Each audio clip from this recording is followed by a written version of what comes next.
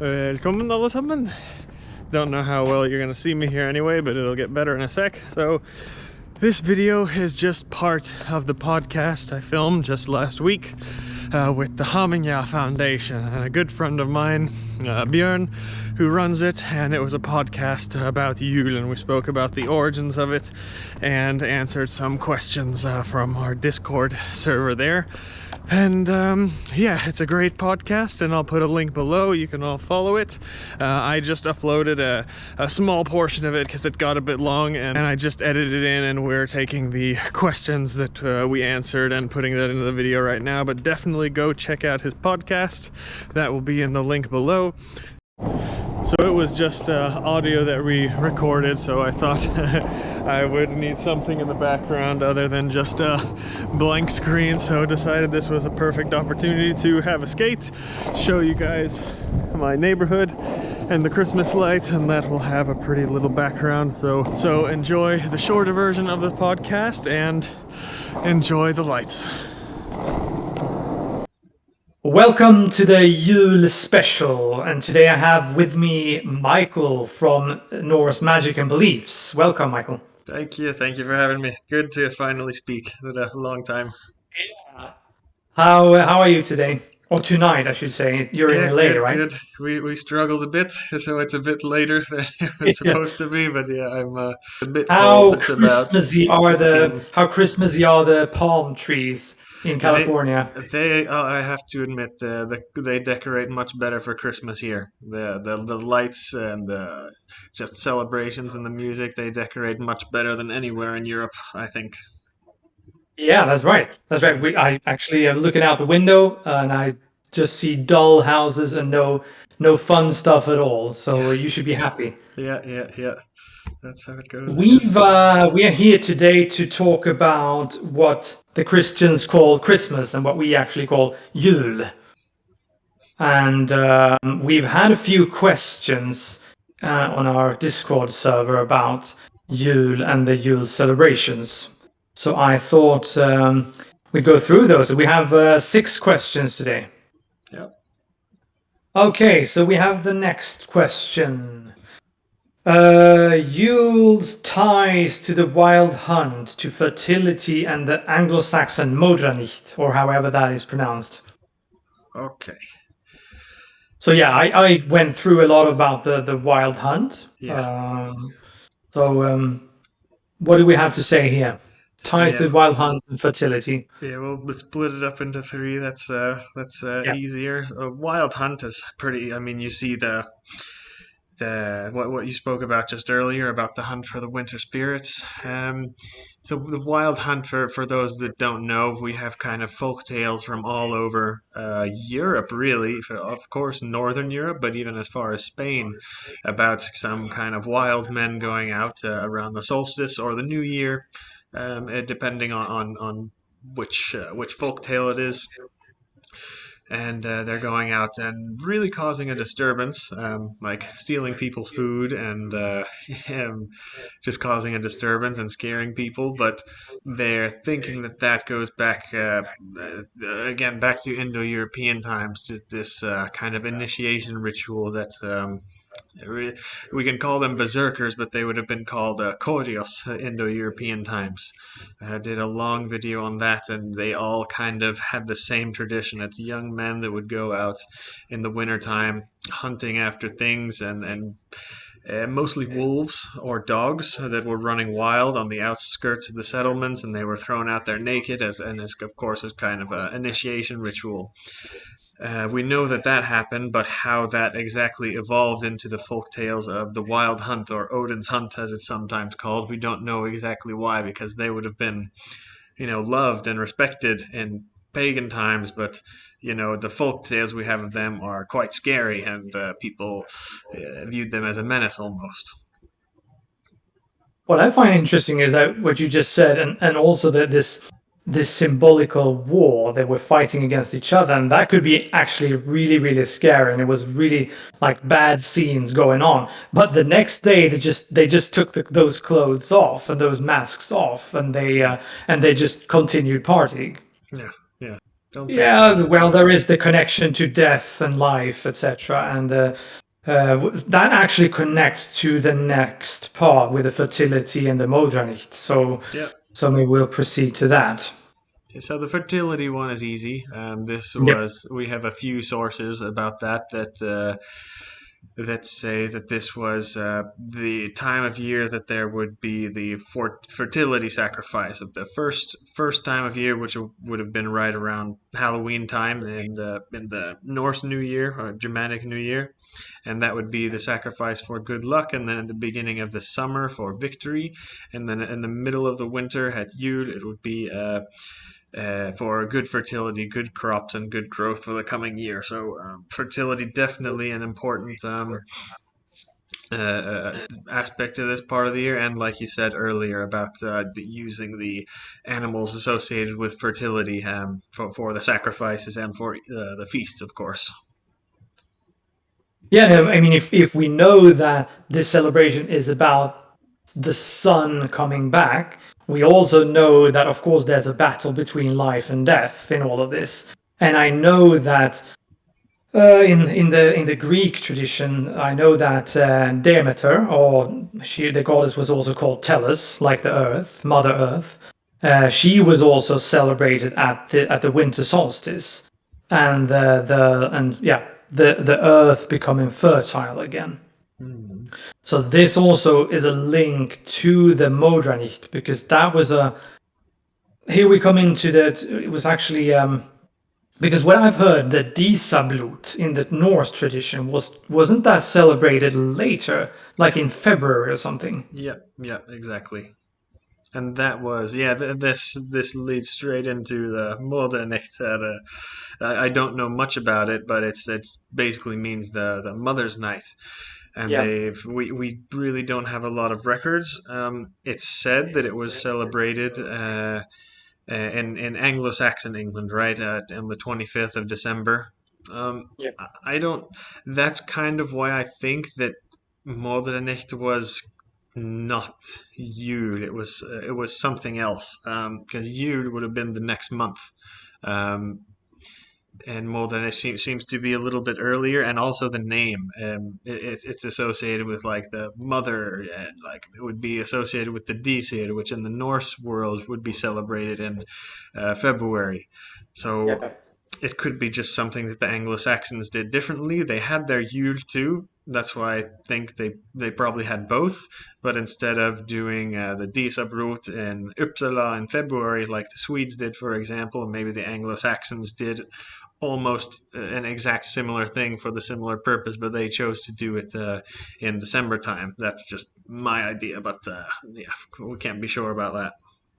I mean, what we do know is that all Indo-European peoples, as they moved geographically, they also changed their traditions and the dates of things. So I think all of these things might be a mix of things, because we know that the Proto-Indo-European Day of the Dead, that's still celebrated today, and the winter solstice were actually like a fusion into Yule.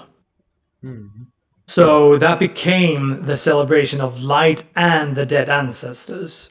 So this is what they do, and same thing with Modranich. I think that there's the connection to the Disablut, but it has changed the date. Hmm. Yeah, yeah, yeah. Sure, and of course they can do that. It's people.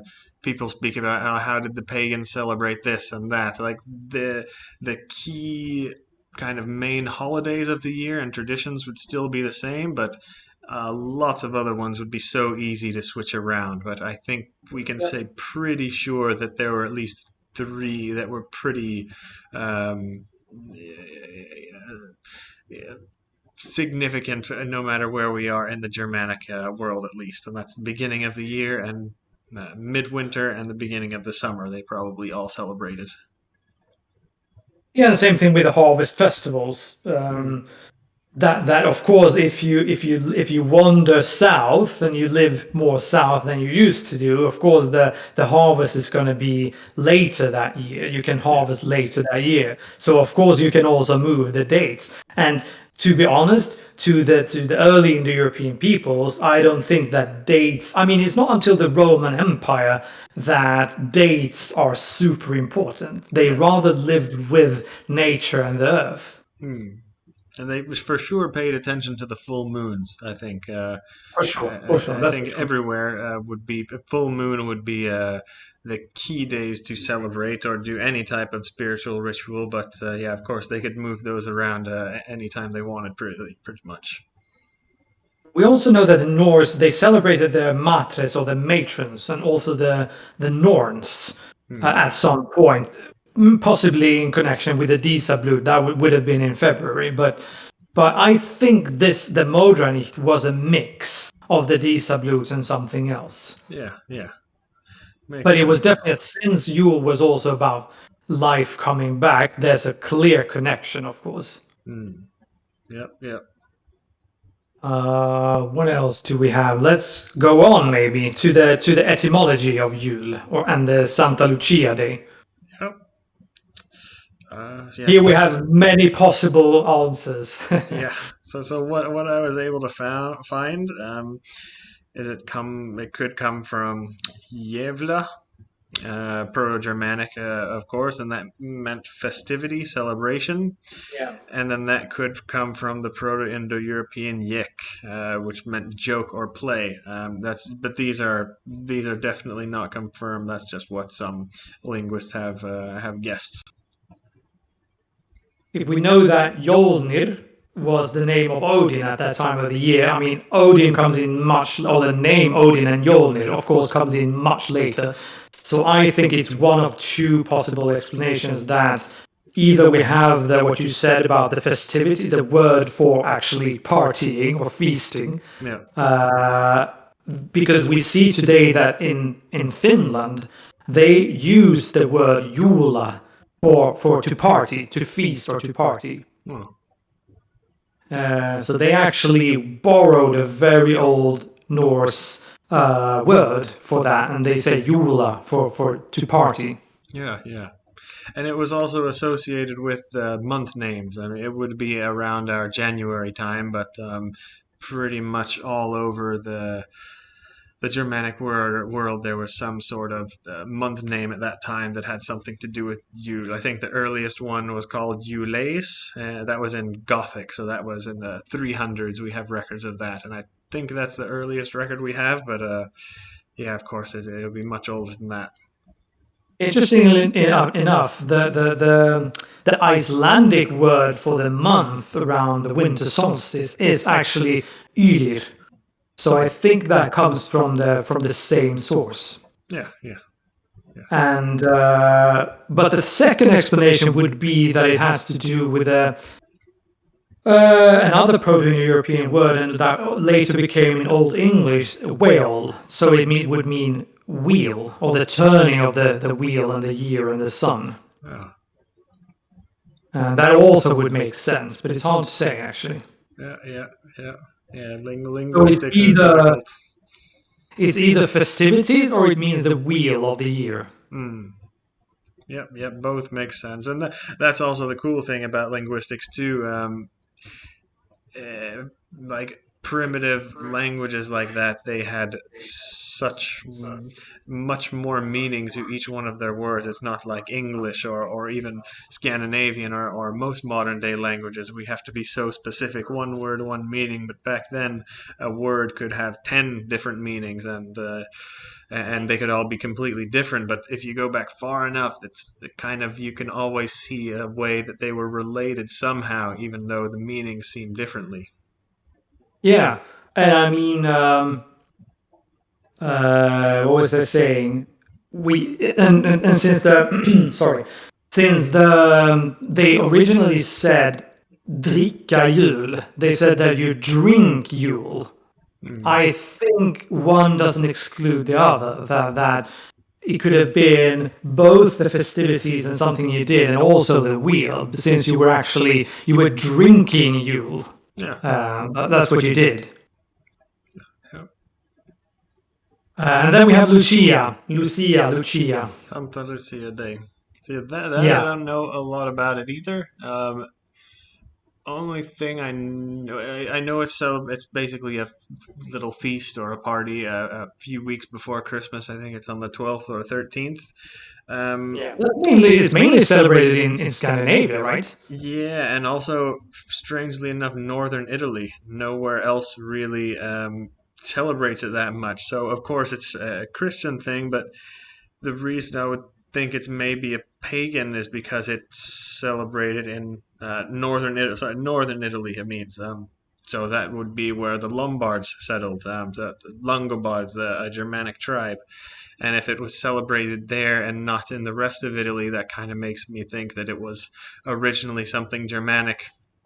And then they migrated to Italy, and then of course it changes like it always does, and they gave it a Christian name. But yeah, Yeah, it makes must have sense. had a pagan origin, and then because I mean the saint Lucia in herself, she was from Sicily, right? And Yeah. and then so they must have just the Christians once again must have just put that on top of the pagan tradition, I guess. So that's around. It would be around the time, maybe, of the full moon before the solstice. So that somewhere around that time. So it might line up right. It would definitely possible that that was an original Germanic pagan holiday. The word itself, I mean, Lucia comes from lux, the Latin word lux, meaning light. And the story of a young girl bringing light in the midst of darkness, that no doubt held great meaning for people in general. That in the midst of the late December, in the middle of the darkest hour, they were longing for the relief of warmth and light. So that must have been a pagan celebration initially. What are we saying? Yeah, it just makes even more sense now when we speak about the light and bringing it back, and all these other rituals to bring the light back at this time of year. That's yeah, now even more sure that it was pagan original.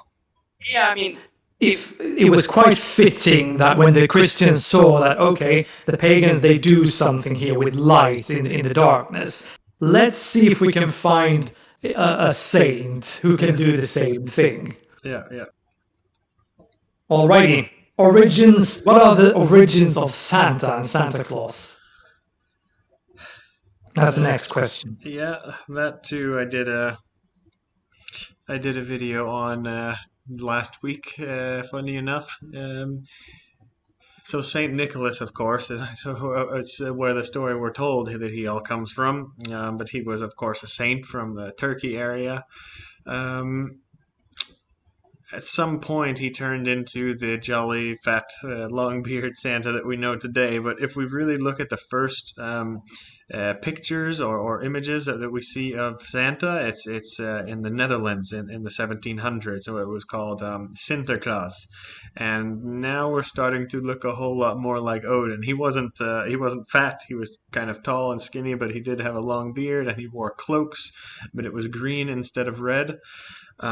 So that's at least what the Dutch believed that Santa was at that time, and then he just kind of evolved Also, after that. Sinterklaas in Netherlands, he also rides on a white horse over the rooftops, like in the Wild Hunt, with Odin coming on Sleipnir, riding in the Wild Hunt. So that's quite close. Yeah, and he gives out gifts too, of course, and does all the other things. Um, yeah, and people think that Odin is kind of the origin of Santa Claus. There's not there's plenty of things that suggest that. Of course, in Odin's name Mjolnir and Jólafader, Good Father Christmas. Um, it's just yeah. I mean, there's more evidence that Santa Claus the modern Santa Claus that we know today comes from Odin than it does Saint Nicholas. Of course, the image of him is looks much more like. But yeah, the fat old guy in a red suit with a beard. That's kind of developed by the Americans since the 1800s.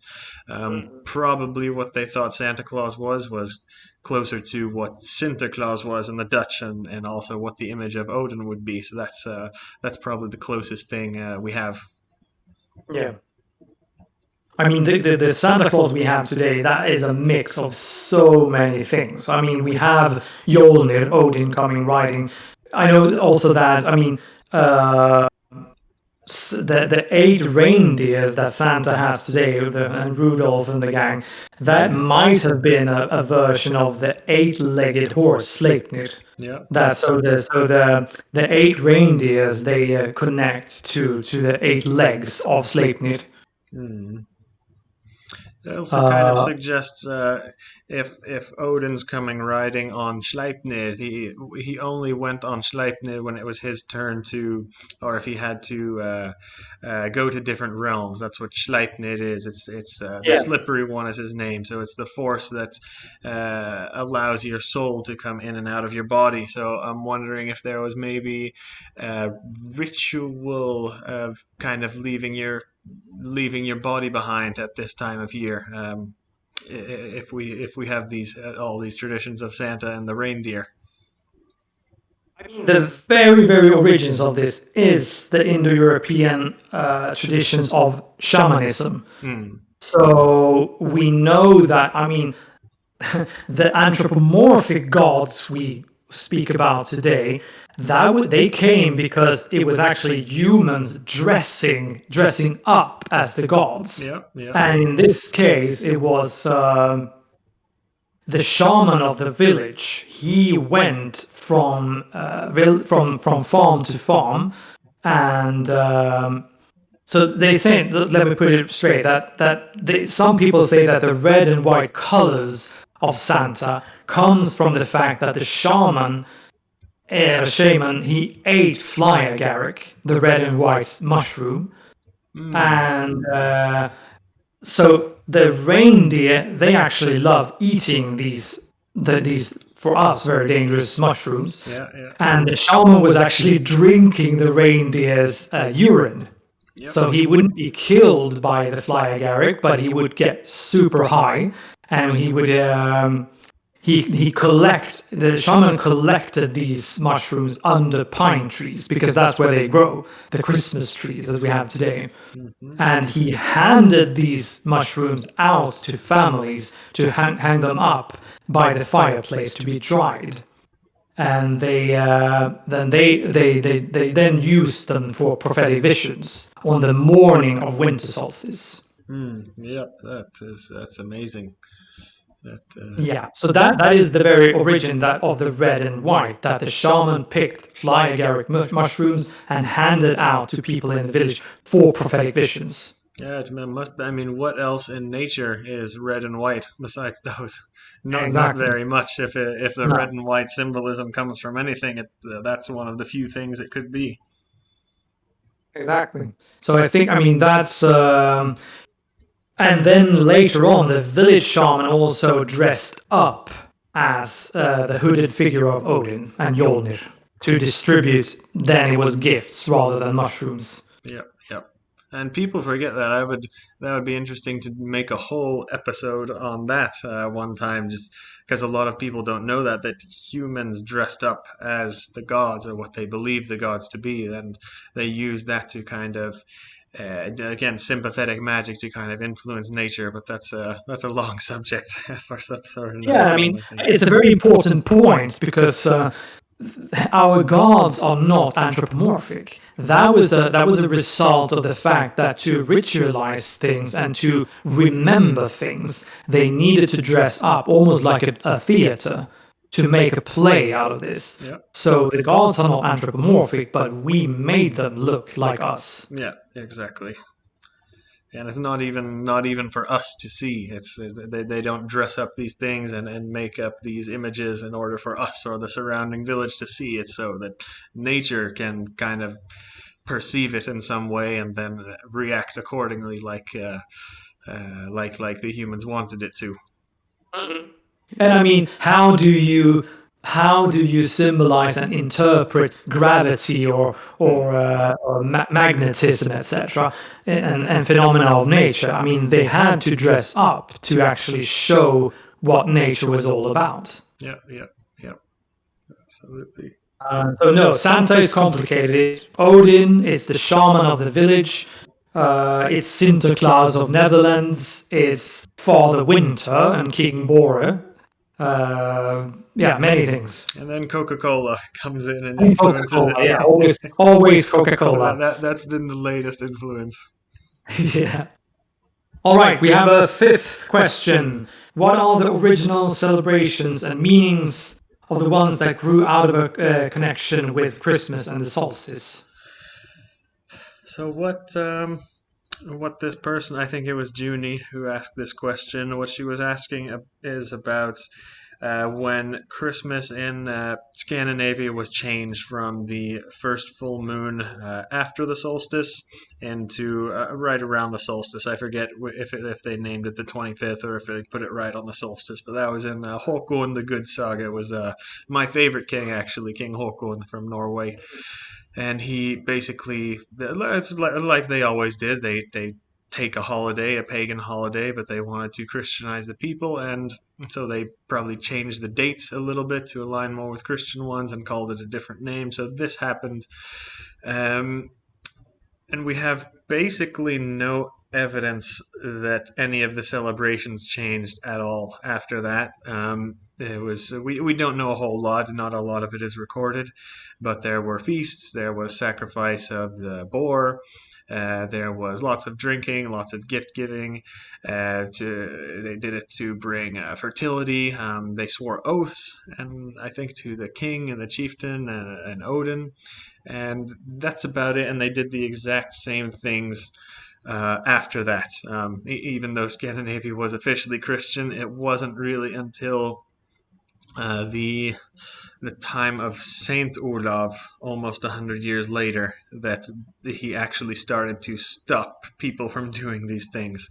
But people still did them, of course, on a smaller scale. But they weren't allowed to, have a big sacrifice in the middle of the town anymore in the temple and in the hall. But they had to do it on the smaller scale. So that's the only thing that changed.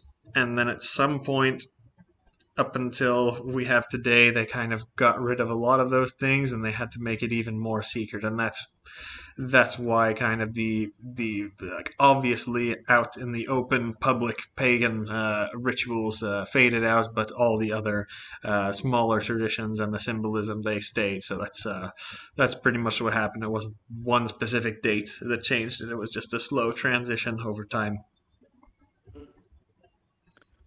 I interpreted this question a bit more about about the dates themselves, like how have things shifted and changed. But we can leave that actually. I know that the Greeks celebrated something called Halloween at. Maybe that has something to do with Halloween, actually, but Halloween, that was the name of the Winter Solstice Festival. It was celebrated in the name of Poseidon. And it was also about renewal. And it's said to have been extremely wild, with a lot of wine and something they called erotic cakes, which sounds very interesting. So apparently the women were extremely wide, and they spent a full night drinking, getting naked, brandishing cakes, carrying huge phalluses, and exchanging saucy banter. And this was at the same time of year? Yeah, exactly. It was the Winter Solstice festival.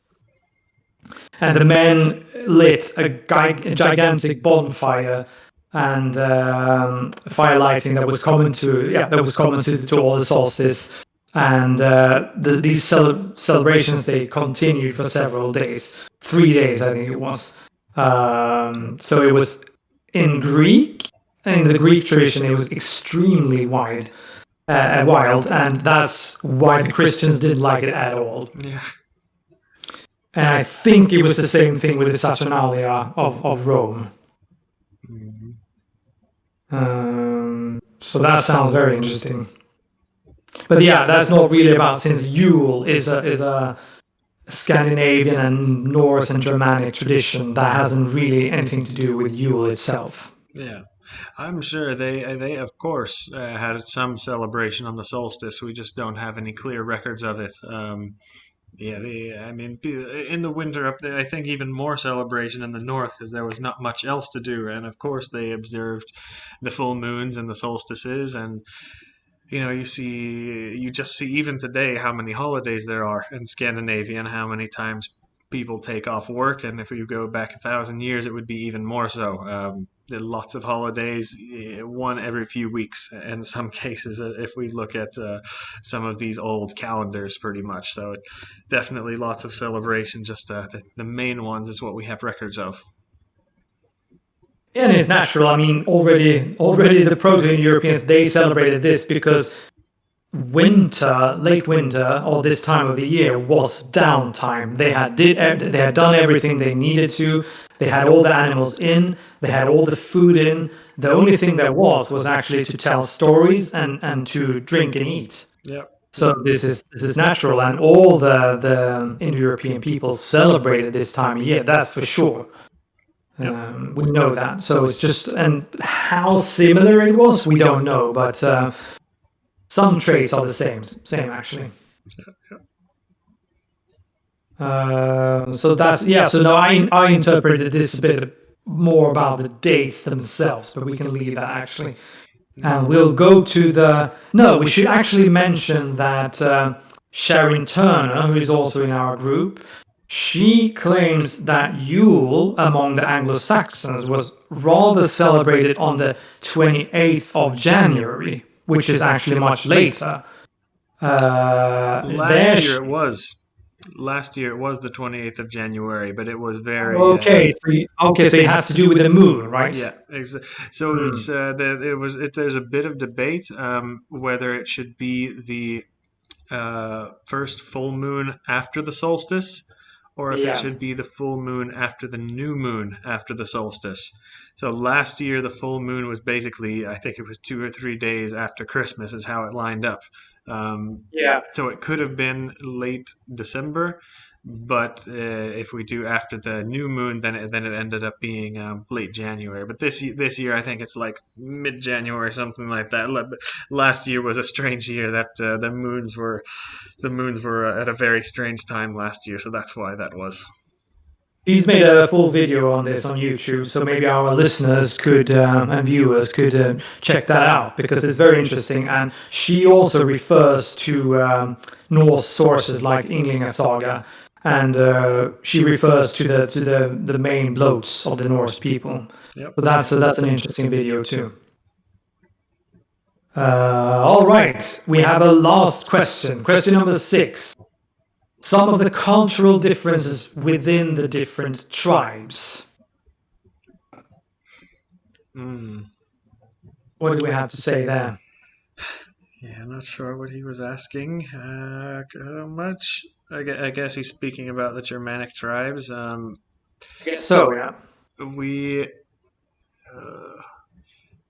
So we definitely don't have a lot of records of that. We know that they all did it, like we spoke about before. They all had their month name had something to do with the word Yule. So we know that they all celebrated this, of course. I don't think we have any written records until the Viking Age, actually, and even then, it's not so much information. I know of some differences in Denmark. That was a very, very important one, and they probably celebrated it every year, but every 9 years was a very important one where they had massive sacrifices, even said to be human sacrifices, killing 9 of each species and humans and sacrificing them all. That was at Leyde in Denmark. And Norway, it was just a celebration every year, not so much sacrifice. They would maybe sacrifice one boar, and it was maybe more of a happy time of year from the records we have. And then we have a bit earlier than that, we have records of the Anglo-Saxon Modernit, which we covered already, but we don't know exactly what happened there, just that was probably in December. And that might be all the records that I can think of, actually. So of course, there would be some differences in the celebration, but they all celebrate, we can say that for sure. But did you know of any others? I mean, we know that there wasn't one single way of celebrating. That's natural, since people live far away from each other. But we do know that in general, it was about light coming back, it was about sacrifices, it was about feasting, since you had all the things back home, and it was about gift giving, because this is a very important aspect of paganism in general, the reciprocity between people and between the gods and between nature and gods and humans, etc. So gift giving, feasting, sacrificing. What else do we have?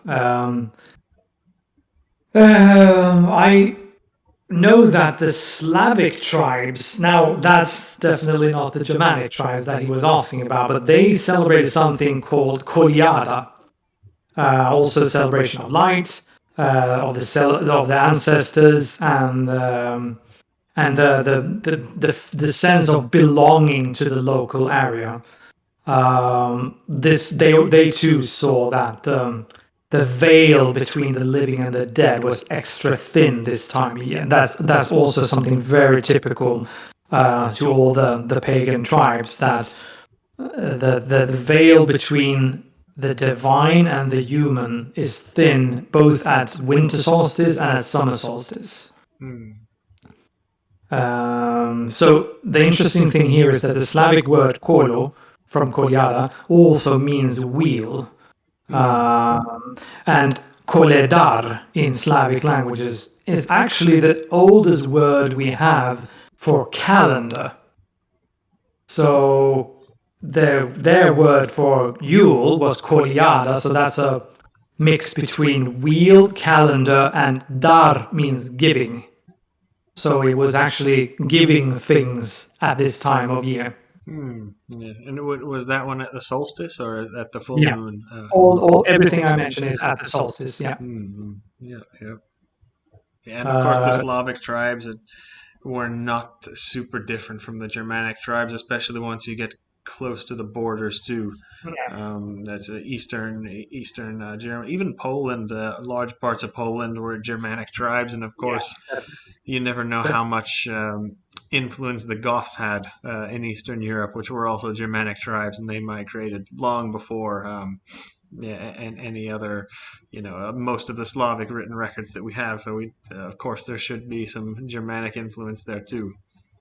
Yeah, we must assume that at least on continental Europe, there must have been a big exchange of traditions and other things. So, yeah, I mean, for sure, in Poland and other Slavic parts of Europe, must have been quite similar to the Germanic traditions. Yeah. If we take the Anglo-Saxons, they were Germanic initially. They had their tradition of wassailing, or however you pronounce that, to wassail something, when you go from house to house and you offer carols and drinks from a bowl. That's also related to the Ragnarök tradition, where they went from farm to farm. And that word comes from Old Norse vesheil, or vesheil, to be well or to be whole. And I know that the carol singing they have in England today comes from wassailing tradition. Yeah, I think the Celts too had a tradition just like that at the same time. Sure, I read. And speaking of the Celts, I know that they sacrificed a white bull. That was very important. And they too gathered mistletoe, since that was related to the sun. And I think that the color white must have had something to do with Balder too. So it was very important that it was a white bull